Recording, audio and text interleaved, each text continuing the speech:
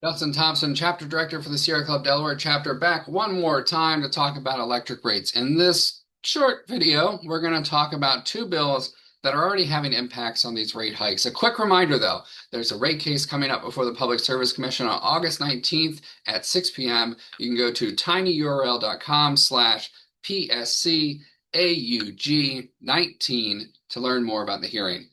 Real quick, I want to bring up something from a previous videos that folks should be leveraging during their comments on this rate case before the PSC, and that is the Prudence standard.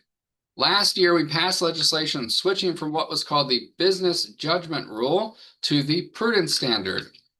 Essentially, in the past, Delmarva Power has only had to prove that investments made were in their best business judgment, i.e., best for their shareholders.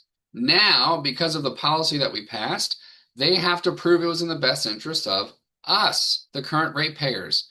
Now, during our comments, we should all be demanding that every charge, every project, every line item should be put under the microscope to make sure that it was a prudent investment and the most cost-effective way to achieve the desired results. If both of those things are not true, they should not be getting their full recovery, flat out. This year, though, we passed Senate Bill 326. Now, this bill is designed to do a few things. One of which, though, was to stop Delmarva Power from putting in massive rate increases into effect with no commission approval. I am happy to report that it is working. Now, a bit of a reality check here. Admittedly, we want no rate increases at all. And some folks will rightfully point out that any increase is an increase. But that said, I do think it's important to share when policies are having their intended effect and what that means for us. So, during the last commission meeting, Delmarva Power said they were going to put into effect this interim rate increase, and they wanted to do a $45 million interim rate increase. That included $23 million from dumping that DSEC bucket into our rates, and then another $22 million in revenue increases. The PSC said that under Senate Bill 326, the most that they could do at this point is $36 million. Remember, they wanted 45. Senate Bill 326 said that they can only implement a temporary rate increase of 50% of what they were asking for. Now, Delmarva Power said, hey, the DSEC charge doesn't count though, right? Because it's already on people's bills.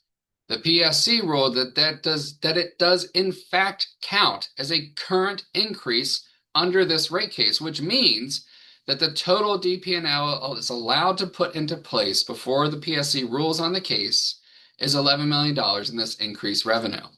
Now, that's still $11 million in increased revenue, but it is $10 million in savings for customers on their electric bills today, right now. Save $10 million on electric bills because of the bill that was passed. For rough math, that means that the increase dropped to $1.88 a month in this interim rate, which is lower than the originally proposed $2.52 a month. Now, not the win we know we all want, which is no increase at all. But it does show that this policy had an immediate impact of saving $10 million for ratepayers in these interim rates. But that's not all the bill does or did.